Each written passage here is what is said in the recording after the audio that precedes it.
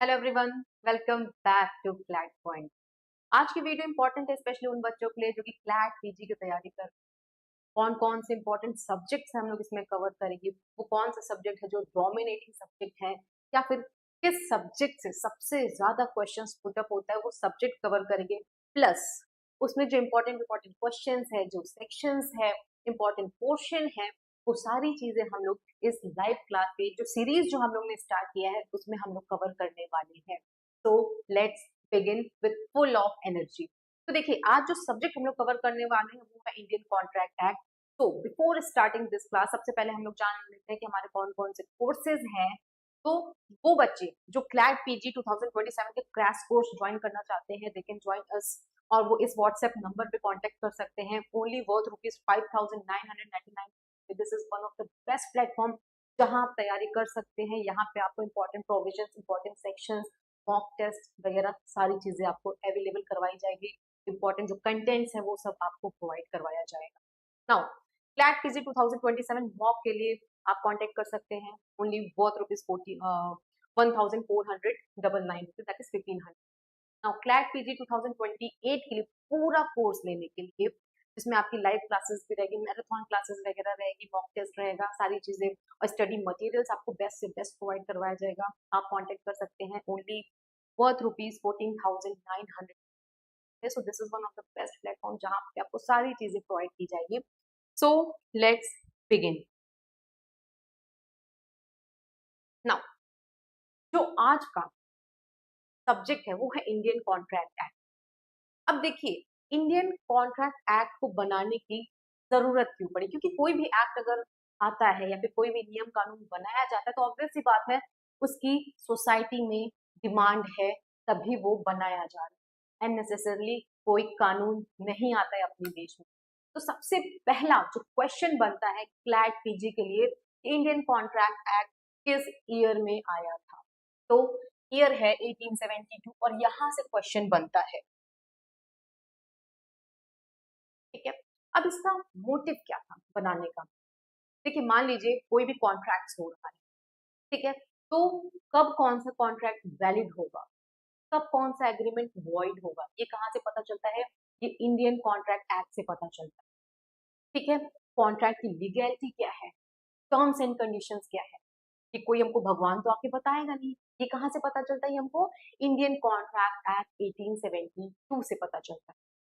या फिर जो पार्टीज हैं उनकी राइट्स क्या है, लाइबिलिटीज क्या है, उनको कॉन्ट्रैक्ट कैसे परफॉर्म करना है, कब परफॉर्म करना है, टर्म्स एंड कंडीशंस क्या है, ये कहां से पता चलता है हमको, इंडियन कॉन्ट्रैक्ट एक्ट से पता चलता है।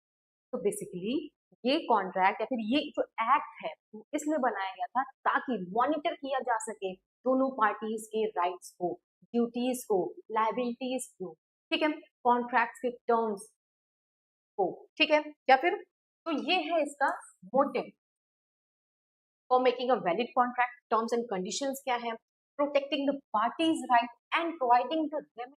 मान लीजिए अगर कोई एग्रीमेंट है उसका अगर ब्रीच होता है तो दोनों पार्टीज की राइट क्या है, लाइबिलिटीज क्या है, ये कहां से पता चलता है, इंडियन कॉन्ट्रैक्ट एक्ट 1872। तो सबसे पहला क्वेश्चन जो क्लैट पीजी में यूजुअली पूछा ही पूछा जाता है हर ऑल्टरनेटिव ईयर में, दैट इज कि इंडियन कॉन्ट्रैक्ट कब आया था 1872 में।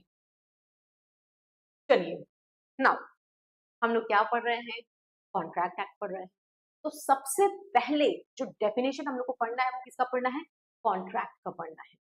ठीक है, तो देखिए सेक्शन, क्योंकि एमसीक्यू बेस्ड क्वेश्चन आता है क्लैट पीजी में तो सेक्शंस बहुत पूछा जाता है, तो सेक्शंस इससे याद कर लीजिए, सेक्शन 2H। ठीक, तो इंडियन कॉन्ट्रैक्ट एक्ट, कॉन्ट्रैक्ट किस सेक्शन में दिया गया बच्चों, तो सेक्शन 2H में दिया गया। अब इसकी डेफिनेशन क्या है, एन एग्रीमेंट। अब देखिए यहाँ पे वर्ड एग्रीमेंट क्यों यूज किया गया है। यूजुअली बहुत सारे बच्चे लॉ के ड्यूरेशन में वो बेयर एक्ट पढ़ते तो हैं, बट वो कोशिश क्या करते हैं कि उसको याद कर ले, ना कि समझे। समझने का बहुत कम लोग प्रयास करते हैं, मोस्टली जो स्टूडेंट्स रहते हैं, जो बच्चे होते हैं, वो उसको मेमोराइज करने की कोशिश करते, सोचते मैं कितना ज्यादा रट्टा मार लूं तो मुझे अच्छा नंबर आएगा। बट अगर आपने रट्टा मारा आपको उस समय के लिए तो याद आ जाएगा, बट जो बेसिक कॉन्सेप्ट है वो आपसे मिस हो जाएगा, वो आपको एक दो दिन के लिए याद रहेगा, एक महीने के लिए याद रहेगा, बट लॉन्ग टर्म आपको याद नहीं कर पाएंगे। ठीक है, इसलिए हम लोग कोशिश ये करेंगे, लॉ को समझेंगे, याद करेंगे, सेक्शंस वगैरह याद करेंगे, बट जो मेरा इस क्लास में, इसमें जो हम लोग की जो कोशिश है वो ये रहेगी कि आपको याद ना करवाया जाए, चीजें आपको समझाया। ठीक है, तो सबसे पहले कोई कॉन्ट्रैक्ट होता है तो उसमें क्या होता है, एक एग्रीमेंट होता है। ठीक है, एग्रीमेंट में क्या होता है, प्रपोजल प्लस एक्सेप्टेंस। ठीक, फॉर एग्जाम्पल, एक एग्जाम्पल से समझते हैं। मान लीजिए ए है, A agrees to sell his bike to B for 50,000 rupees. A है, ठीक है, ए बी से कहता है कि तुम मेरी बाइक ले और उसके बदले तुम मुझे 50,000 रुपये। ठीक, ए है, ये बी है, बच्चों ये बाइक है। ठीक है, बाइक मेरी ऐसी है। ठीक, ए कहता है बी से कि बाइक ले लो और उसके बदले में तुम मुझे क्या दे दो, 50,000 रुपीज। ए कहता है ठीक है, ए मान गया, सॉरी बी मान गया। ए ने क्या किया, प्रपोजल दिया, बी ने उसको एक्सेप्ट कर लिया, तो प्रपोजल प्लस एक्सेप्टेंस क्या हो गया, एग्रीमेंट हो गया। मतलब both the parties are getting agreed on same point of view. ठीक है, इसको एग्रीमेंट क्यों बोला गया, मतलब दोनों लोग एग्री कर रहे हैं एक ही बात पे, एक ही पॉइंट पे। नहीं ठीक है, आप मुझे बाइक दे दीजिए, हम आपको 50,000 रुपया दे देंगे, एग्री हो गए, डन। इसीलिए यहाँ पे जो वर्ड यूज किया गया है, यहाँ पे वर्ड एग्रीमेंट यूज किया गया है। तो बहुत लोग के दिमाग में ये क्वेश्चन आना चाहिए कि भाई अगर डेफिनेशन में एग्रीमेंट यूज किया गया तो क्यों यूज किया गया है, कोई ना कोई सा कारण तो होगा ना, कुछ और वर्ड भी तो यहाँ लिख सकते थे, बट यहाँ पे एग्रीमेंट क्यों लिखा गया, इसीलिए लिखा गया कि जब दो लोग सहमति होते हैं एक बात पे, एक मत पे, एक पॉइंट ऑफ व्यू पे, when both the parties get agreed together, तो यहाँ पे क्रिएट होता है एग्रीमेंट। ठीक है, इसीलिए यहाँ पे शब्द यूज किया गया है एग्रीमेंट। समझ गए, तो पहला कॉन्ट्रैक्ट बनने के लिए सबसे पहले क्या होना चाहिए, एग्रीमेंट होना चाहिए। फर्स्ट एसेंशियल एलिमेंट्स, यहाँ से भी क्वेश्चन आता है, इसलिए हम इसको इतनी देर पढ़ रहे हैं। ठीक है, यहाँ से दो क्वेश्चन आता है, what are the essential elements of the contract. ठीक, और दूसरा सेक्शन क्या है, तो सेक्शन हम लोग ने देख लिया, सेक्शन 2H। ठीक, एसेंशियल एलिमेंट में क्या है, पहले ये एग्रीमेंट होना चाहिए and that agreement must be enforceable by law. समझ गए, तो पहला क्या होना चाहिए, एन एग्रीमेंट होना चाहिए, दूसरा एनफोर्सेबल बाय लॉ। देखो इसको तोड़ तोड़ के पढ़ोगे तो चीजें आपको काफी अच्छे से समझ में आने वाली है। ये बहुत टफ सब्जेक्ट नहीं है, बहुत इंटरेस्टिंग सब्जेक्ट है, इजी सब्जेक्ट है, बस जरूरत है आपको समझने की। समझ गए, तो कॉन्ट्रैक्ट क्या है, ये एग्रीमेंट। ठीक, अब कैसा एग्रीमेंट, क्वेश्चन आपके दिमाग में आना चाहिए, एग्रीमेंट तो है बट कैसा एग्रीमेंट, ये वैसा एग्रीमेंट होना चाहिए जो कि लॉ के द्वारा एनफोर्सेबल है। देखो डेफिनेशन में साफ साफ लिखा है, an agreement which is enforceable by law is a contract. अब मान लो एक ऐसा एग्रीमेंट है जो कि एनफोर्सेबल बाय लॉ नहीं है, तो क्या उसको भी आप कॉन्ट्रैक्ट मानोगे, द आंसर इज नो। ठीक, अब देखो इस पे भी क्वेश्चन आता है, कैसे, मान लो आपको एक इलस्ट्रेशन दे दिया गया, चलो अब हम लोग भी एक इलस्ट्रेशन से देखते हैं। ए ने बी से कहा, ठीक है, ए बी से कहता है जाओ तुम सी का मर्डर कर दो। ठीक, बी से क्या कहता है कि जाओ तुम सी का मर्डर कर दो, मतलब सी को एकदम निपटा दो, जान से मार दो। बी कहता है हाँ ठीक है मैं मार दूंगा, लेकिन उसके बदले में तुम्हें मुझे 1,00,000 रुपए देने पड़ेंगे। ए कहता है हाँ हाँ मैं तुमको पैसा दूंगा। अब देखो यहाँ पे ए और बी एग्री कर रहे हैं, एक पॉइंट पे एग्री कर रहे हैं। ठीक है, लेकिन ये जो एग्रीमेंट है ये एनफोर्सेबल बाय लॉ नहीं है। समझ गए, एग्रीमेंट तो होना चाहिए, यहाँ पे भी एग्रीमेंट है, ए एग्री कर रहा है, ए प्रपोजल दे रहा है बी को कि तुम मेरी बाइक ले लो और उसके बदले में मुझे 50,000 रुपए दे दो, यहाँ पे भी एग्रीमेंट है और यहाँ पे भी एग्रीमेंट है। ए बी से कहता है कि तुम जाओ सी का मर्डर कर दो, उसके बदले में मैं तुमको 1,00,000 रुपए दूंगा, लेकिन दोनों में डिफरेंस क्या है, डिफरेंस है एक जो एग्रीमेंट है ये वाला, ये एनफोर्सेबल बाय लॉ है, कैसे, it is not no, it is not oppose to public policy. ये इमोरल नहीं, ये लॉ के द्वारा पनिशेबल नहीं है, ये बार्ड नहीं है। इसीलिए ये जो एग्रीमेंट है ये एनफोर्सेबल बाय लॉ है, इसीलिए ये कॉन्ट्रैक्ट है। लेकिन ये वाला जो एग्रीमेंट है, although it is an agreement, लेकिन ये क्या है, ये ऑफेंस है। किसी का मर्डर करना is an offence under BNS, ठीक है। ये oppose to public policy, immoral है, ये प्रोहिबिटेड है बाय लॉ, ठीक है। दिस इज एन ऑफेंस, इसीलिए ये एग्रीमेंट तो है, but this agreement is not enforceable by law, therefore this is not a contract. समझ गए कब कौन सी एक्टिविटी कॉन्ट्रैक्ट होगी, कब कौन सा एग्रीमेंट कॉन्ट्रैक्ट होगा और कब कौन सा एग्रीमेंट कॉन्ट्रैक्ट नहीं होगा। अब देखो इस पे एक और क्वेश्चन आता है, मेंस में भी आता है, आप चाहे जुडिशरी का पेपर देंगे या फिर एपीओ वगैरह कहीं भी देंगे तो मेंस में भी इसमें क्वेश्चन आता है। क्या क्वेश्चन है अभी हम लोग आगे देखेंगे, पहले आप इसको समझिए कि कॉन्ट्रैक्ट के लिए दो चीज एसेंशियल है, एग्रीमेंट होना चाहिए और that agreement must be enforceable by law होना चाहिए। समझे, एग्रीमेंट दोनों केस में आपने देखा, हम लोग सिचुएशन से समझा इजी लैंग्वेज में, ठीक है, कि यहाँ पे भी एग्रीमेंट है, यहाँ पे भी agreement, but this agreement is enforceable by law because it is not an immoral, oppose to public policy, prohibited by law नहीं है। बट ये जो एग्रीमेंट है ये इमोरल है, ये प्रोहिबिटेड बाय लॉ है, इसीलिए ये कॉन्ट्रैक्ट नहीं है, ये एनफोर्सेबल बाय लॉ नहीं। अब आइए इस पे क्वेश्चन क्या होता है। Every contract is an agreement, but every agreement is not a contract। और मेरे ख्याल से जो बच्चे ने सीरियसली पढ़ा होगा उसको ये क्वेश्चन जरूर पता होगा कि ये क्वेश्चन पूछा जाता है कि every contract is an agreement, but every agreement is not a contract। Why? इसका आंसर है कि कॉन्ट्रैक्ट करने के लिए सबसे पहले क्या होना चाहिए, एग्रीमेंट। देखो अब इस पे एक फॉर्मूला याद कर लो, प्रपोजल प्लस एक्सेप्टेंस क्या बनता है, एग्रीमेंट बनता है, ठीक, समझ गए। और agreement plus enforceable by law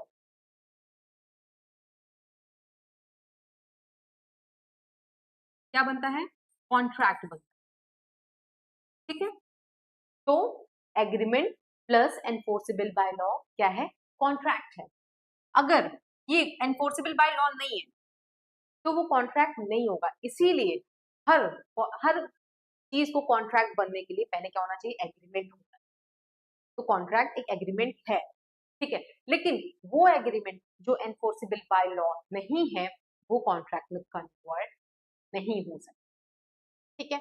in the easy language a contract is a promise और agreement that the law can enforce, ठीक। कोई दिक्कत नहीं समझ में आ रहा है, you can ask me again and again.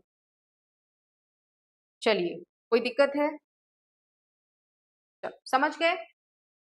अगर हम लोग इंडियन कॉन्ट्रैक्ट एक्ट पढ़ रहे हैं तो सबसे पहले हम लोग को कॉन्ट्रैक्ट की डेफिनेशन पढ़ना होगा। इंपॉर्टेंट क्वेश्चन क्या है, section 2H, essential element agreement होना चाहिए, एनफोर्सेबल बाय लॉ होना चाहिए। एनफोर्सेबल बाय लॉ में क्या होगा, अपोज टू पब्लिक पॉलिसी नहीं होना चाहिए, इमोरल नहीं होना चाहिए, इलीगल नहीं होना चाहिए। तो एग्जाम्पल्स देख लिए, अगर मान लीजिए एमसीक्यू में आपको ये एग्जाम्पल दिया जाता, पूछा जाता whether this is an contract और नॉट, तो अगर वो इमोरल है, अपोज टू पब्लिक पॉलिसी है, एनफोर्सेबल बाय लॉ नहीं है, तो वो कॉन्ट्रैक्ट नहीं है। तीसरा क्वेश्चन ये आता है कि every contract is an agreement but every agreement is not a contract. इसमें भी आपको आंसर यही देना है कि कॉन्ट्रैक्ट को बनने के लिए एग्रीमेंट होना अनिवार्य है। अगर दो लोग एग्री नहीं कर रहे हैं अगर सेम पॉइंट पे तो वो कॉन्ट्रैक्ट तक नहीं पहुंच पाएंगे, बट अगर एग्रीमेंट एनफोर्सेबल बाय लॉ है तभी वो कॉन्ट्रैक्ट बनेगा, अदरवाइज बनेगा। और ये रहा, क्लियर हो गया। चलो हम लोग ने कॉन्ट्रैक्ट देख लिया, अब हम लोग ने देखा agreement, an agreement enforceable by law, but ये एग्रीमेंट क्या है। हम लोग ने कॉन्ट्रैक्ट में देखा तो एक एग्रीमेंट होना चाहिए, दोनों लोग सेम पॉइंट ऑफ व्यू पे एग्री होने चाहिए, बट ये इंडियन कॉन्ट्रैक्ट एक्ट में जो एग्रीमेंट है वो दिया कहाँ है, इसके सेक्शंस कहाँ पे है। ऑब्वियस सी बात है ये भी इंपॉर्टेंट है, तो जिसका सेक्शन है सेक्शन 2E बहुत इंपॉर्टेंट है, इसको याद करिएगा, यहाँ से क्वेश्चंस आते ही आते हैं। जो डेफिनेशन क्लॉज है वहां से जो क्वेश्चन है वो पूछे जाते हैं। तो एग्रीमेंट कहाँ पे प्रोवाइडेड है? सेक्शन 2E में प्रोवाइडेड। फेयर एक्ट की डेफिनेशन क्या है, चलिए समझते हैं। Every promise and every set of promise, ठीक है, forming the consideration for each other is an agreement. अब इसको तोड़िए, इस डेफिनेशन को याद नहीं करना है, इसको तोड़ना है। कैसे? देखिए, एवरी प्रॉमिस एक पार्ट ये हो गया, दूसरा पार्ट क्या है? Every set of promises. तीसरा पार्ट क्या है? Consideration, forming the consideration for each other.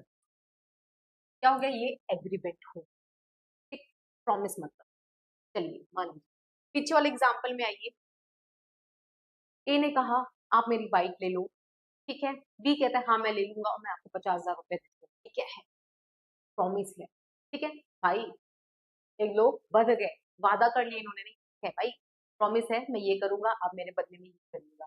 तो वो सारे प्रोमिसेस, ठीक है, जिसमें कंसिडरेशन है। कंसिडरेशन मतलब इन रिटर्न क्या मिल रहा है। फॉर एग्जाम्पल मान लीजिए ए है, ए ने बी से कहा कि मेरी बाइक ले लो। देखो बाइक वाला एग्जाम्पल लेते हैं, नहीं तो आप कंफ्यूज हो जाएंगे, इसीलिए बाइक वाला ले रहे। एक एग्जाम्पल रहेगा तो आपको याद करने में थोड़ी इजी रहेगा, ठीक है। ए कहता है बी से आप मेरी बाइक ले लीजिए। बी बदले में क्या देता है? 50,000 रुपए। ये 50,000 रुपए क्या है? ये है कंसिडरेशन। ये 50,000 रुपए क्या है? ये है consideration. Consideration must be real, ठीक है, और उसकी कुछ वैल्यू होनी चाहिए। ये ऐसे नहीं होता है कि मान लीजिए, क्योंकि यहाँ से भी क्वेश्चंस आते हैं, इसलिए मैं ये बार बार आपको समझा रही हूँ कि कंसिडरेशन मस्ट बी रियल। तो एग्रीमेंट क्या है? एवरी प्रॉमिस, मतलब यहाँ पे ए और बी की जो बात हुई, ठीक है, they both got agreed on same point. उन लोगों के बीच में प्रॉमिस हो गई कि ठीक है आप मुझे बाइक दोगे, मैं आपको रिटर्न में क्या दूंगा? कंसिडरेशन दूंगा, मैं आपको 50,000 रुपये दूंगा। ये क्या है? ये कंसिडरेशन है। तो every promise and every set of promise, सिर्फ प्रॉमिस ही नहीं होना चाहिए, क्या होना चाहिए?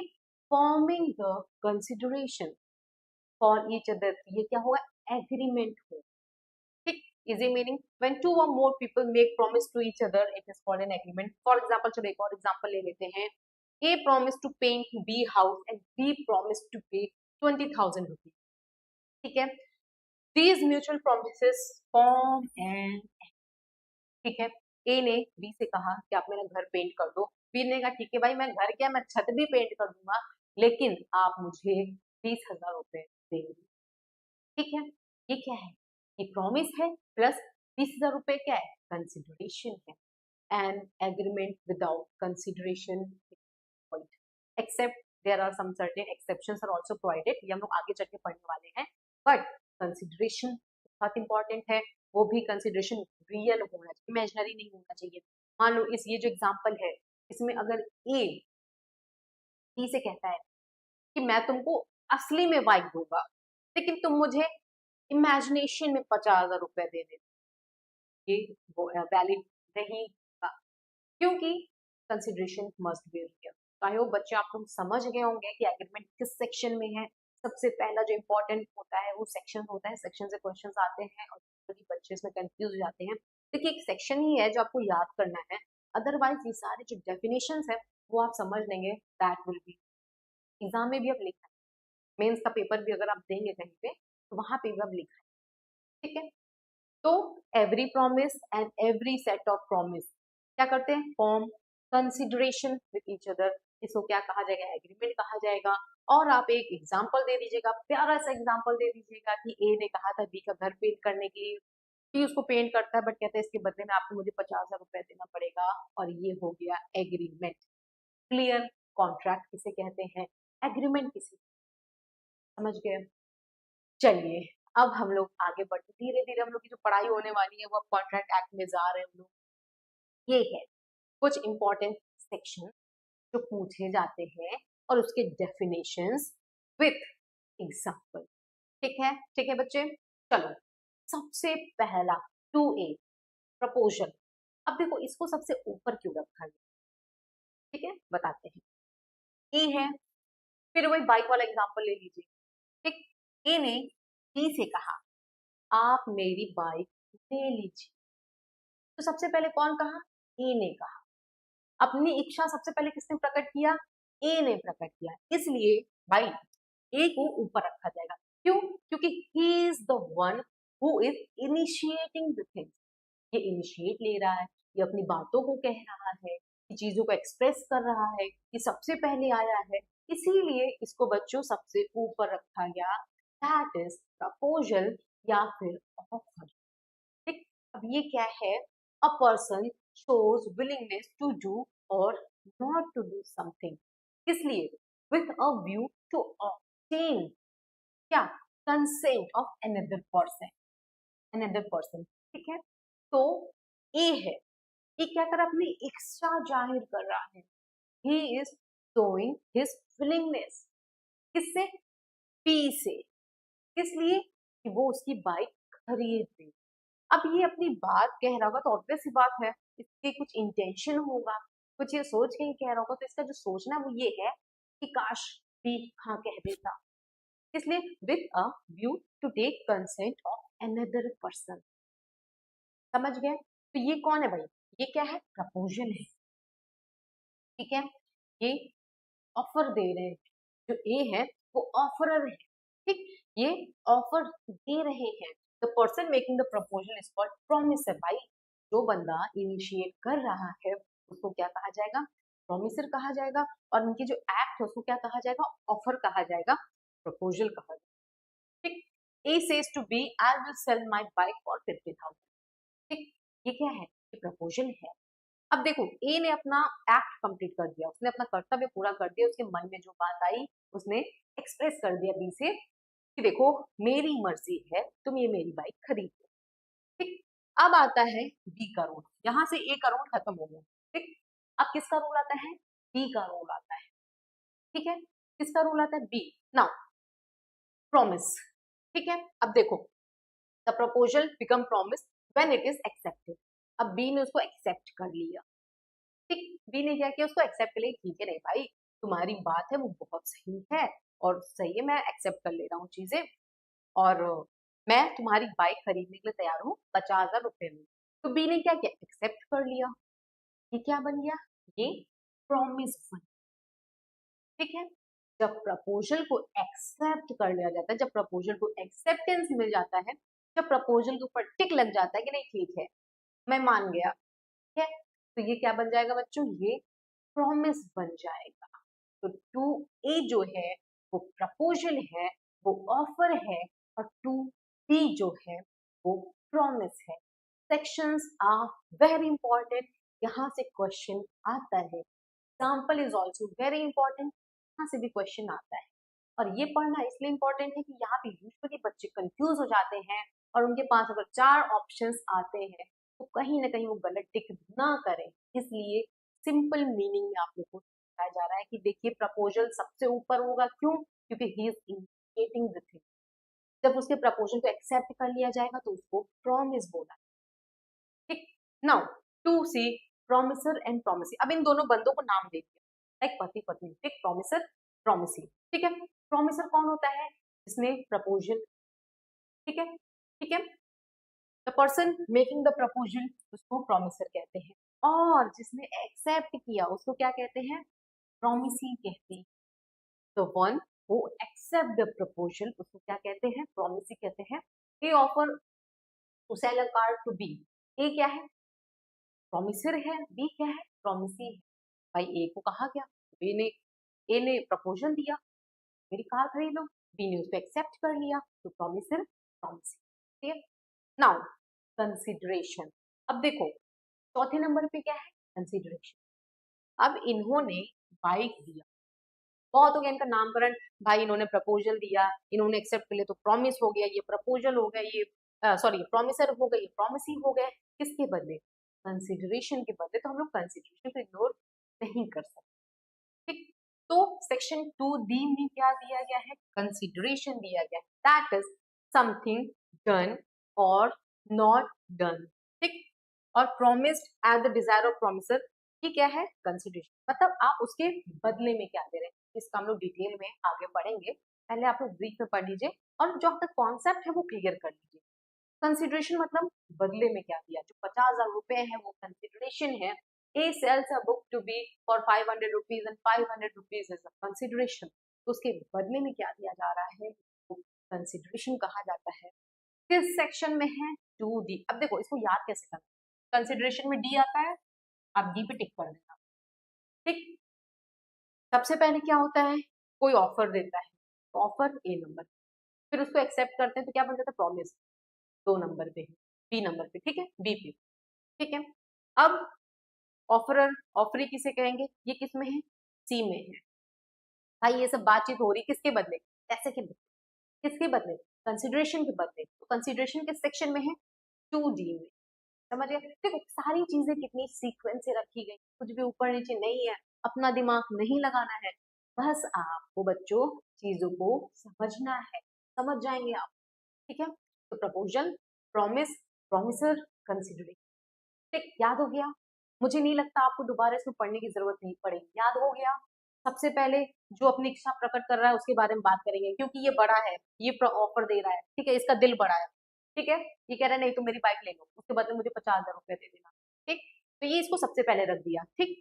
अब ये मान जाता है तो क्या बन जाता है, प्रॉमिस बन जाता है, इसको दूसरे नंबर पर रख दिया। इन दोनों का नामकरण कर दिया, क्या, प्रॉमिसर, प्रॉमिसी, प्रॉमिसर, प्रॉमिसी, ठीक बच्चे। तो तीसरे नंबर पे आ गया। अब ये जो इतनी सारे रायता फैलाया जा रहा है, तो मेरी बाइक ले लो, ये ले लो, किस लिए, पैसे के लिए, क्या, कंसिडरेशन। चौथे नंबर पे कंसिडरेशन रख दिया, समझ गए। अब मुझे नहीं लगता है आपको वेयर एट खोल के याद करने की जरूरत है, कोशिश मेरा यही रहेगा कि आपको इसी क्लास में सारी चीजें याद करवा दिया जाए, ठीक। चलो नाउ एग्रीमेंट हम पढ़ लिया है, इसका सेक्शन 2E है, एवरी प्रॉमिस और every set of promise forming consideration, इसको क्या कहेंगे, एग्रीमेंट, ठीक है। तो A promise to sell phone, B promise to pay 20,000 rupees, that is an agreement. Now next, void contract, void agreement, ठीक, void agreement. तो हम लोग ने ये देखा था जब कॉन्ट्रैक्ट की डेफिनेशन हम लोग पढ़ रहे थे, an agreement which is enforceable by law, ये क्या कहा जाएगा, इसको कॉन्ट्रैक्ट कहा जाएगा। But what if an agreement is not enforceable by law, if agreement is oppose the public policy, या फिर इफ एग्रीमेंट इज इमोरल, अगर वो ऑफेंस है, तो क्या, क्वेश्चन तो आप लोग के दिमाग में आना चाहिए ना कि मैम पढ़ा रही कि नहीं, कॉन्ट्रैक्ट क्या है, an agreement enforceable by law, contract है। लेकिन अगर वो एग्रीमेंट एनफोर्सेबल बाय लॉ नहीं है, तब क्या होगा, तब उसको कहा जाएगा वॉइड एग्रीमेंट। सेक्शन बहुत इंपॉर्टेंट है, सेक्शन 2G। सेक्शन आप लोग ये वाला सेक्शन सारे याद कर लीजिएगा, क्योंकि यहाँ से क्वेश्चन जरूर आते हैं, हर साल आते हैं, दिस इज वेरी इंपॉर्टेंट, ठीक है। वॉइड एग्रीमेंट वो एग्रीमेंट होता है जो कि एनफोर्सेबल इलीगल, ठीक है। मान लो ऐसा कोई एग्रीमेंट आया, ठीक बच्चों, अब लॉ के सामने जाएगा, मान लो तो लॉ ऐसे आंख बंद कर लेगी, मैं नहीं देती, ठीक है। तो ऐसा एग्रीमेंट जो कि कानून के नजर में है ही नहीं, which is not enforceable by law, कानून देख ही नहीं रहा, उसको मान ही नहीं रहा है कि ये एग्रीमेंट है, क्यों, क्योंकि एनफोर्सेबल बाय लॉ नहीं है, लॉ इसका परमिशन नहीं देता है। अगर आप ऐसे कोई एग्रीमेंट कर रहे हो तो लॉ ऐसे अपनी आंख बंद कर लेगा कि मैं नहीं देख रहा, मैं नहीं देख रही, ठीक है। एनफोर्सेबल बाय लॉ ही नहीं, कि कानून की दृष्टि में जीरो है, वॉइड एब इनिशियो है, तो ऐसे एग्रीमेंट को क्या कहा जाएगा, वॉइड कहा जाएगा। A and B agrees to do an impossible act. This agreement is void, क्योंकि an agreement for doing an impossible act क्या होता है, void होता है। समझ गए, कोई दिक्कत,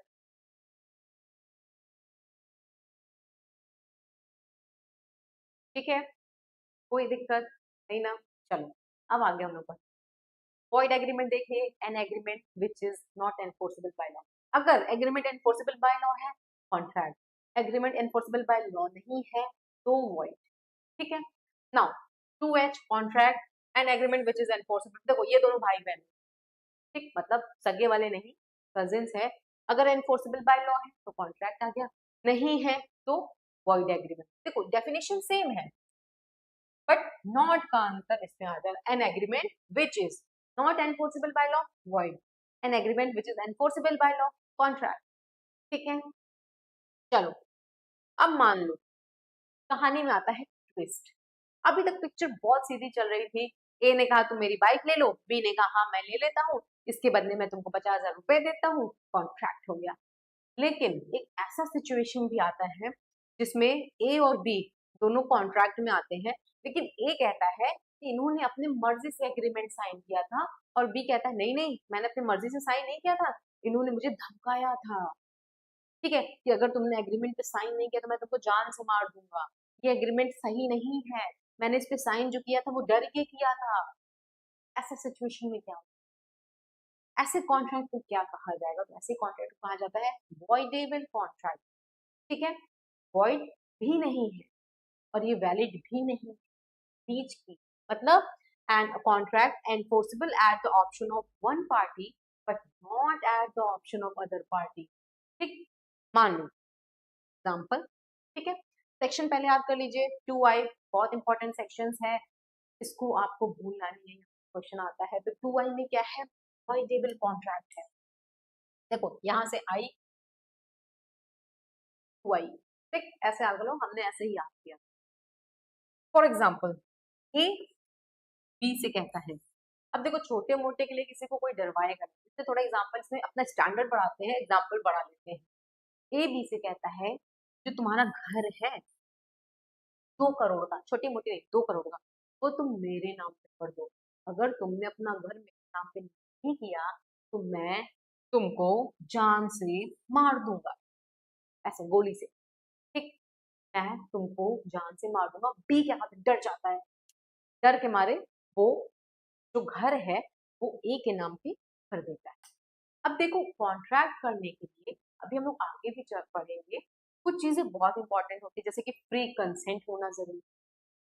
ठीक है ना, तो यहाँ पे ए का कंसेंट तो फ्री है, बट क्या बी का कंसेंट फ्री है? The answer is no. Why? क्योंकि बी अभी कोर्शन में, उसके ऊपर एक अननेसेसरली फोर्स यूज किया गया। ए ने उसको थ्रेटन किया कि अगर तुमने अपना घर मेरे नाम पे नहीं किया मैं तुमको छोड़ूंगा नहीं, मैं तुमको जान से मारूंगा। तो बी किसमें है? प्रेशर में है। बी का जो कंसेंट है वो फ्री नहीं है, वो प्रेशर में उसने कंसेंट दिया है। तो जहां पे कंसेंट फ्री नहीं है वो कॉन्ट्रैक्ट क्या होगा? वॉइडेबल होगा। और बी के पास ऑप्शन है कि वो बाद में जाके क्या काम करे, उसको हटवा दे, उसको रिसाइन कर दे, मतलब उसको सेट असाइड करवा दे। ठीक है, तो a contract which is enforceable by law at the option of one party. One party मतलब ये कह रहा है नहीं इसने अपनी इच्छा से साइन किया है, मैंने कोई प्रेशर नहीं दिया है, ये तो अपनी मर्जी से साइन करके गया है। लेकिन बी कह रहा है नहीं मैंने अपनी मर्जी से साइन नहीं किया, इसने मुझे डराया था, उसने जान की धमकी दी थी कि अगर तुम साइन नहीं करोगे तो तुमको मैं जान से मार दूंगा। इसीलिए बी का जो कंसेंट है वो फ्री कंसेंट नहीं है।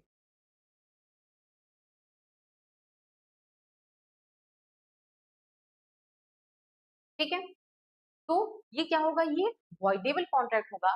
मतलब वो कॉन्ट्रैक्ट जो कि एनफोर्सेबल है at the option of one party but not enforceable at the option of other party. एक पार्टी कहती कि नहीं नहीं भाई कॉन्ट्रैक्ट सही है, बट दूसरी कहती नहीं कॉन्ट्रैक्ट नहीं सही है, इसने मुझसे प्रेशर किया था, फोर्सफुली इसने मेरा कंसेंट लिया है। ठीक है, तो अगर कॉन्ट्रैक्ट एक बंदा कह रहा है सही है, दूसरा बंदा कह रहा है नहीं ये कॉन्ट्रैक्ट सही नहीं, इसमें जो मैंने कंसेंट दिया है वो बिल्कुल ही दिया है, तो ऐसे कॉन्ट्रैक्ट को क्या कहा जाएगा?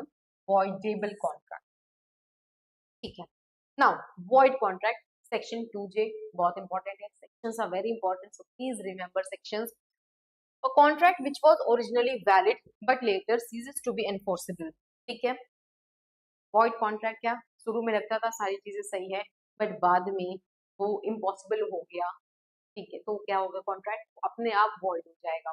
फॉर एग्जाम्पल ये कहता है कि मैं ये घर, या फिर मान लो बी कहता है मैं ये घर ए के नाम पे ट्रांसफर करूंगा, एग्री कर गया, लेकिन जिस दिन ट्रांसफर करना था उसके एक दिन पहले बी की डेथ हो गई। इज इट पॉसिबल कि वो दोबारा जिंदा होकर घर ट्रांसफर कर पाएगा? नहीं ना। तो ये क्या है? ये वॉइड कॉन्ट्रैक्ट है।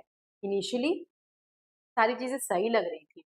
ठीक है, the contract which was originally valid, पहले वो सही था, बट बात में क्या हुआ, कुछ ऐसे सिचुएशन अराइजेस किया कि इम्पॉसिबल हो गया, तो इसको क्या कहा जाएगा, इसको वॉइड कॉन्ट्रैक्ट कहा जाएगा।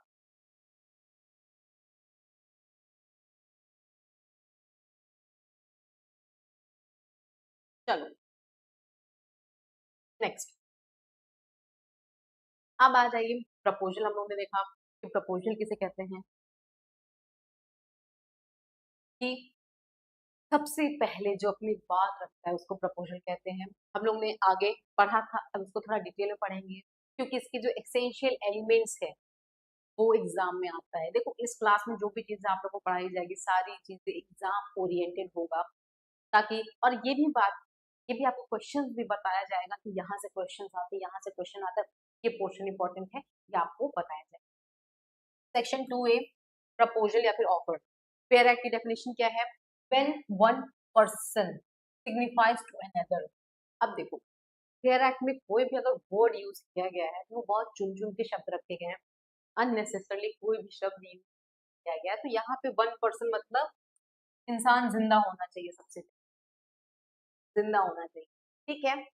तो जब कोई व्यक्ति क्या करता है, सिग्निफाइज टू अनदर, किसी दूसरे व्यक्ति को, सामने वाले व्यक्ति क्या करता है, अपनी विलिंगनेस, जो अपनी इच्छा है वो रखता है, कि मेरी इच्छा है कि आप ये बाइक खरीद लो, मेरी इच्छा है कि आप ये घर खरीद लो, मेरी इच्छा है कि अगर आप ये जमीन नहीं बेचोगे तो मैं आपको 50 लाख रुपए दूंगा।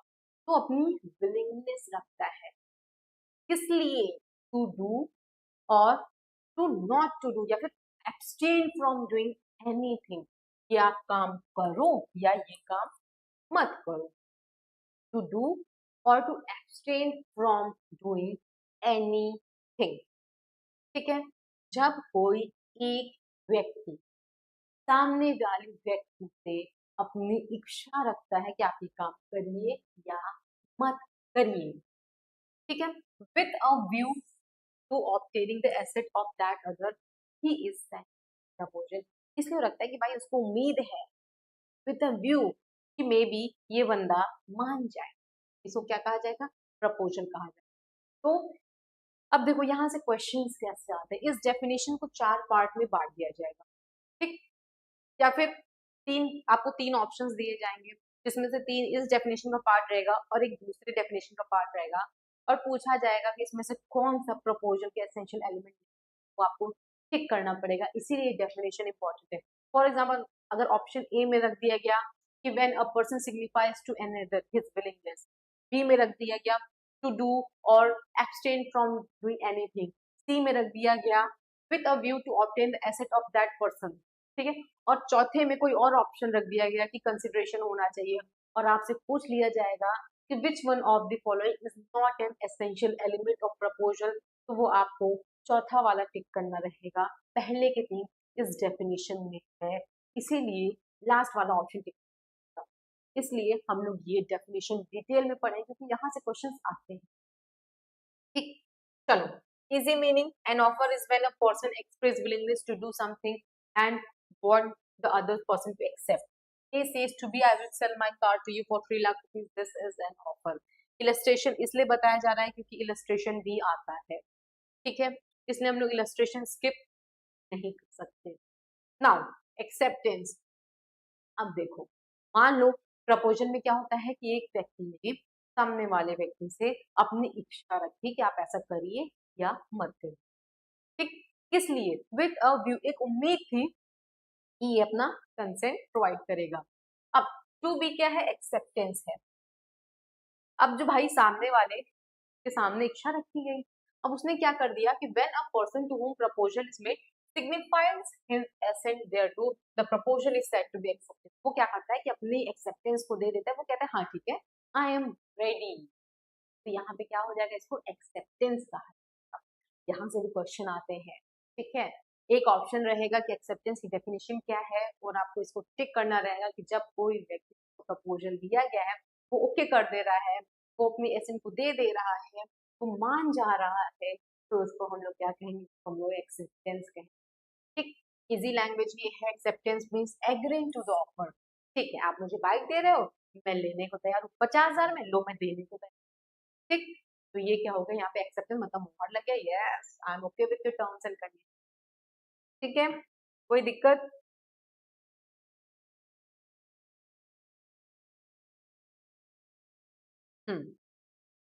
चलो example, B replies I agree to buy your car for 3 lakh rupees, now the offer become accepted. Promise, भाई प्रॉमिस कर रहे हैं तुम मेरे साथ हो, ठीक है, प्रॉमिस। ठीक, section 2B, a proposal when acceptance become promise। ठीक है, नाउ कंसिडरेशन। कंसिडरेशन, अब देखो हम लोग ने अभी तक यही पढ़ा था, इन रिटर्न, इन वैल्यू। अब इस डेफिनेशन को तोड़िए, इसलिए तोड़िए क्योंकि यहाँ से आते हैं क्वेश्चंस। ठीक, व्हेन, सबसे पहले किससे शुरू होता है, व्हेन से, मतलब जब, क्या, जब क्या, when at the desire of promisor. Promisor कौन होता है, the one who makes offer. ठीक है, जब प्रोमिसर के डिजायर पे, क्या, जो प्रोमिसी है या फिर कोई अन्य व्यक्ति, प्रोमिसी और एनी अदर पर्सन। ठीक है, पहला एसेंशियल एलिमेंट ये, दूसरा एसेंशियल एलिमेंट ये। अब देखो करता क्या है, काम क्या करता है। अब यहाँ से देखो, अब इसको बहुत ध्यान से आप लोगों को पढ़ना है क्योंकि बच्चे यहाँ पे यूजुअली कंफ्यूज हो जाते हैं। पहला ये हो गया। ठीक, क्या करते हैं, हैज डन और एब्सटेन फ्रॉम डूइंग। तोड़ो अभी इसको, समझो, तोड़ो। पहले आपने यहाँ तोड़ लिया, ये पूछो, डज और abstain from doing, promises to do और abstain from doing something। अब देखो आप लोग जब इसको पढ़ रहे हो तो आप लोगों को क्या लग रहा होगा, यार एक ही चीज तो बार बार लिखा है, has done और abstain from doing, does और abstains from doing, promise to do और abstain from doing। इसमें अंतर क्या है, इसमें अंतर है टेंसेस का। यहाँ पे जो काम आता है वो टेंसेस का काम। देखो यहाँ पे ed लगा है, मतलब ये पास्ट, does या फिर abstains from doing present, या फिर promise to do, ये क्या है, फ्यूचर है। मतलब कंसिडरेशन की डेफिनेशन में ये क्लियर लिखा है कि जो कंसिडरेशन होगा वो पास्ट में भी हो सकता है, प्रेजेंट में भी हो सकता है और फ्यूचर में भी हो सकता है। यहाँ से आता है क्वेश्चन, इसीलिए मैंने आपसे कहा कोई भी अगर डेफिनेशन है उसको तोड़ तोड़ के पढ़िए, आपको क्लियर हो जाएगा, याद करने की जरूरत नहीं। तो जब प्रोमिसर के डिजायर पे प्रोमिसी या फिर कोई व्यक्ति काम, कुछ उसके रिटर्न में काम करने के लिए या फिर पैसा देने के लिए तैयार था, है या रहेगा। ठीक है, एब्सटेन, हैज डन और एब्सटेन फ्रॉम डूइंग, डज और abstains from doing, promises to do और abstain from doing something such as abstain और promise is called consideration। समझ गए? आप लोग जो डेफिनेशन पढ़ते होंगे आप लोग हमेशा कंफ्यूजन, क्यों ये इतना लंबा लिखे हैं, इसको एक बार में नहीं लिख सकते थे, तो इसलिए इतना लंबा लिखे हैं कि बच्चों के दिमाग में कंफ्यूजन ना हो। ठीक, consideration means something valuable exchange between the parties. A sell a laptop to B pays 40,000 rupees, 40,000 rupees का है, ये कंसिडरेशन है। समझ गए आप? बहुत इजी डेफिनेशन है, याद नहीं करना है, समझना है, यहाँ से क्वेश्चंस आता है इससे आप तोड़ के पढ़ना है। अब देखिए यहाँ से कंसिडरेशन के डेफिनेशन से भी बहुत सारे, मतलब एक एसेंशियल एलिमेंट टाइप के क्वेश्चंस आते हैं कि which are the essential elements of consideration, या फिर which are the not essential element of the consideration. तो आपको 3 ऑप्शंस इसमें दिया रहेगा, एक ऑप्शन कहीं और का, चाहे वो वॉइड कॉन्ट्रैक्ट का हो, वॉइड एग्रीमेंट हो, कहीं का भी हो, तो आपको ऑड वन आउट टिक करना है। ठीक, समझ गए? चलिए नाउ वॉइड एग्रीमेंट हम लोग ने पढ़ी है, बहुत अच्छे से पढ़ा है कि N agreement which is enforceable by law, contract, N agreement which is not enforceable by law, void agreement, section 2G। ठीक है, वॉइडेबल कॉन्ट्रैक्ट हम लोग ने पढ़ लिया कि N agreement which is enforceable in law by the option of one party but not at the option of other parties को हम लोग क्या कहेंगे, वॉइडेबल कॉन्ट्रैक्ट कहेंगे। मतलब कोई एक ऐसा एग्रीमेंट, एक व्यक्ति कह रहे हैं कि नहीं हाँ ये एग्रीमेंट सही है, पर दूसरा व्यक्ति कह रहा है ये एग्रीमेंट सही गलत है, क्या कहा जाएगा, इसको वॉइडेबल कॉन्ट्रैक्ट कहा जाएगा। For example a contract made under the coercion can be called by the affected party. Now अब हम लोग ने पढ़ लिया, ठीक है, कॉन्ट्रैक्ट किसे कहते हैं, प्रपोजल किसे कहते हैं, ऑफरर कौन है, एक्सेप्टेंस क्या है, प्रॉमिस क्या है, कंसिडरेशन क्या है, एग्रीमेंट क्या है, कॉन्ट्रैक्ट क्या है, ठीक है। But now we are going to meet an essential element of valid contract, ठीक है। ठीक है, कॉन्ट्रैक्ट अगर आपको कभी फ्यूचर कभी आप लोग कॉर्पोरेट फील्ड में जाते हैं तो वहां पे कॉन्ट्रैक्ट्स का बहुत बड़ा रोल होता है। कॉन्ट्रैक्ट्स को ड्राफ्ट कैसे करना है, कब कॉन्ट्रैक्ट वैलिड होगा, कब लीगल नहीं होगा, तो उसमें आपको ये सारी चीजें ध्यान है, ठीक है। इसीलिए जो वैलिड कॉन्ट्रैक्ट है उसके जो कंडीशंस है, एसेंशियल्स है, वो पढ़ना भी बहुत जरूरी है। और यहाँ से क्वेश्चंस भी आते हैं, आपके पास सामने 4 ऑप्शन रहेगा जिसमें एक ऑप्शन सही रहेगा, बाकी सारे ऑप्शंस गलत रहेंगे, और वो एक ऑप्शन आपको खोजना पड़ेगा ये पढ़ के, ठीक है। अगर आप ये नहीं पढ़े रहेंगे तो वो एक ऑप्शन आपको नहीं समझ में आएगा। तो सबसे पहला एसेंशियल एलिमेंट है ऑफर एंड एक्सेप्टेंस। ऑब्वियस सी बात है, ऑफर होना चाहिए, उसका एक्सेप्टेंस होना चाहिए। ये नहीं है तो कॉन्ट्रैक्ट का इनिशिएट ही नहीं, कोई कॉन्ट्रैक्ट शुरू ही नहीं है, मतलब इसका पैदा हो रही है offer acceptance. Now there must be lawful offer and lawful acceptance, बहुत इंपॉर्टेंट। ऑफर एक्सेप्टेंस होना चाहिए बट वो लॉफुल होना चाहिए, ऐसे नहीं कि एकदम मतलब कर लिए, ठीक है। अब देखो फॉर एग्जाम्पल, मान लो ए ने कहा मैं अपनी बाइक बेच रहा हूँ, उसके बदले तुम मुझे 2 लाख रुपए दो। भी उस समय नशे में, कहता हाँ ठीक है दे दूंगा, तुम मेरा घर भी ले लो, जमीन भी ले लो, बस बाइक दे दो। तो क्या ये लॉफुल एक्सेप्टेंस है? Answer is no. क्यों? क्योंकि वो बंदा था जिसने एक्सेप्ट किया, he was in drunk mood, ठीक है, वो दारू पिया था, नशे में था। तो अगर वो नशे में है तो वो कॉन्ट्रैक्ट नहीं कर सकता है, इसीलिए जो एक्सेप्टेंस है वो लॉफुल नहीं है, ठीक। Now acceptance must be absolute and communicated, बहुत इंपॉर्टेंट है। एक्सेप्टेंस जो होना चाहिए वो पहली बात तो क्लियर होना चाहिए कि हाँ I am accepting your offer, ठीक। दूसरी बात, उसको कम्युनिकेट किया जाना चाहिए, ये कि नहीं कि ए ने आपसे कहा कि नहीं आप मेरी बाइक ले लो और मैंने मन में हामी भर दी, ऐसा नहीं होगा। मन में आपको हामी नहीं करना है, आपको उसको कम्युनिकेट करना है सामने वाले को। तो ऑफर होना चाहिए, एक्सेप्टेंस होना चाहिए, लॉफुल ऑफर होना चाहिए, लॉफुल एक्सेप्टेंस होना चाहिए, और जो वो होना चाहिए, एक्सेप्टेंस होना चाहिए, वो एब्सोल्यूट होना चाहिए, प्लस कम्युनिकेट किया जाना चाहिए। अगर आपने मन में एक्सेप्ट कर लिया तो कॉन्ट्रैक्ट भी कहता है कि तुम बेटा मन में तुम कंसिडरेशन भी ले लो, मन में उसको एनफोर्स भी करा लो। इसीलिए जो एक्सेप्टेंस होना चाहिए वो कम्युनिकेट होना चाहिए। Now intention to create a legal relation, इस पे बहुत इंपॉर्टेंट केस है बेल्फोर वर्सेस बेल्फोर का, आगे चलकर हम लोग डिटेल में पढ़ेंगे। There must be intention to create a legal relation. अगर हस्बैंड एंड वाइफ में नॉर्मल कोई ऐसे बातों बातों में हो जा रहा है कि नहीं मैं जा रहा हूँ वहां पे, मैं तुमको पैसे भेजूंगा, और अगर वो हस्बैंड नहीं भेजता है तो यहाँ पे कॉन्ट्रैक्ट नहीं होगा, क्योंकि यहाँ पे हस्बैंड एंड वाइफ के बीच में इंटेंशन नहीं है। तो इंटेंशन भी देखा जाएगा, there must be intention to create a legal relation. Now, parties must intended that agreement will have a legal consequence. ठीक है भाई, एग्रीमेंट हो रहा है तो एक लीगल कंसिक्वेंस होगा, उसका लॉफुल कंसिडरेशन होगा। अब लॉफुल कंसिडरेशन मतलब फॉर एग्जांपल, ठीक है, ए ने बी से कहा कि मेरी बाइक तुम ले लो, उसके बदले मुझे 50,000 रुपए दे दो, कंसिडरेशन सही है। लेकिन अगर उसी जगह ए बी से कहते हैं कि बाइक तुम मेरी ले लो और उसके बदले में तुम मुझे 50 किलो गांजा दे दो, अफीम दे दो, तो ये क्या कंसिडरेशन लॉफुल है? Answer is no. भाई गांजा अफीम चरस देना is not a lawful thing, ठीक। अब consideration must be real, lawful and not immoral. हम लोग ने एग्जांपल देख लिया, कंसिडरेशन रियल होना चाहिए, मतलब अगर 50,000 रुपए हैं तो वो असली वाले नोट होने चाहिए, चिल्ड्रन बैंक ऑफ इंडिया वाले नहीं होने चाहिए, नकली नहीं होनी चाहिए।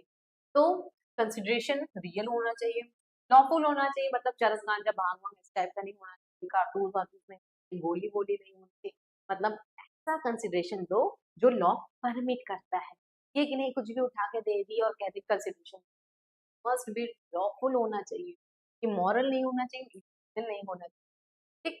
Now capacity of a party, भाई कैपेसिटी मतलब दोनों पार्टी मेजर होने चाहिए, साउंड माइंड के होना चाहिए and must not be disqualified from the law कि वो कॉन्ट्रैक्ट नहीं कर सकते।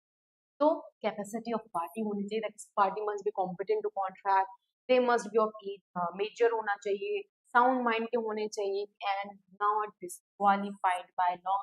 So these are the essential elements of valid contract. समझ गए? यहाँ से क्वेश्चंस बहुत आते हैं कि ma'am essential element of valid contract क्या है। समझ गए? तो आई होप आपको आज की क्लास काफी बेसिक क्लासेस लगी होगी, चीजें आपको क्लियर हो रहा होगा। हम मेरी यही कोशिश रहेगी कि आपको यहीं पे रटा वटा के याद मत करवा के एकदम क्लियर हो जाए। ये नहीं है, इसका झंझट नहीं होना चाहिए कि बाद में पढ़िएगा, यही आपको सारी चीजें समझ में आ। तो आई होप आज की क्लास आपको काफी इंटरेस्टिंग लगी हो। तो please do like and subscribe our channel. Thank you so much.